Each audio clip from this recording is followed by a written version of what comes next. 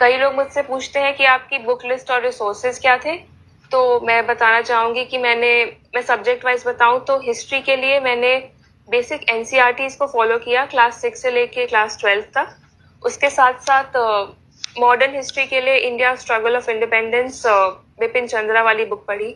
और फिर art and culture के लिए मैंने वो पढ़ी फाइन आर्ट्स एनसीईआरटी क्लास 11। उसके साथ साथ गवर्नमेंट का एक पोर्टल है सीसीआरटी, उसको फॉलो किया। और नेशनल एनआईओएस जो है उसके भी कुछ मटेरियल होते हैं आर्ट एंड कल्चर के, उसको फॉलो किया। कुछ लोग कहते हैं कि नितिन सिंघानिया एक बहुत मोटी सी बुक है, उसको फॉलो किए बिना सिलेक्शन नहीं हो सकता, बट मैंने वो बुक कभी खरीदी नहीं, कभी देखी भी नहीं। तो अपने रिसोर्सेस खुद चूज करें, लेकिन उस रिसोर्स पे स्टिक करें, उसी को रिवाइज करें। ये ना भटके कि वो मेरा दोस्त कुछ और पढ़ रहा है, वो तीसरा पर्सन कुछ और पढ़ रहा है। तो अपने रिसोर्सेज पे स्टिक करें, उसको रिवाइज करते रहें। पॉलिटी के लिए मैंने लक्ष्मीकांत पढ़ी। वो सबसे पॉपुलर बुक है और सबसे अच्छी बुक है पॉलिटी के लिए, काफी कंसाइजली सब कुछ मेंशन्ड है उसमें। उसी को मैंने कम से कम 5-6 बार रिवाइज किया पूरी बुक को।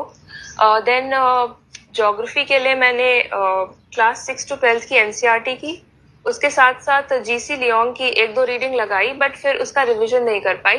बट मुझे लगता है कि एनसीईआरटी सफिशिएंट है ज्योग्राफी के लिए। ज्योग्राफी से आजकल क्वेश्चंस भी कम आ रहे हैं। और एनवायरनमेंट के लिए मैंने क्लास 12th की एनसीईआरटी के लास्ट के 4 चैप्टर्स बायो के वो किए थे एनवायरनमेंट के लिए। और एनवायरनमेंट के लिए करंट अफेयर्स करना बहुत जरूरी है, तो करंट अफेयर्स को लिंक करके स्टैटिक पोर्शन को प्रिपेयर करना है एनवायरनमेंट में। सिमिलरली इकोनॉमिक्स के लिए मैंने माइक्रो इकोनॉमिक्स की एनसीईआरटी पढ़ी और उसके साथ साथ करंट अफेयर से लिंक करती गई। और जो भी क्वेश्चन पेपर सॉल्व करती थी उसमें जो फैक्ट्स और फिगर्स मिलते थे मुझे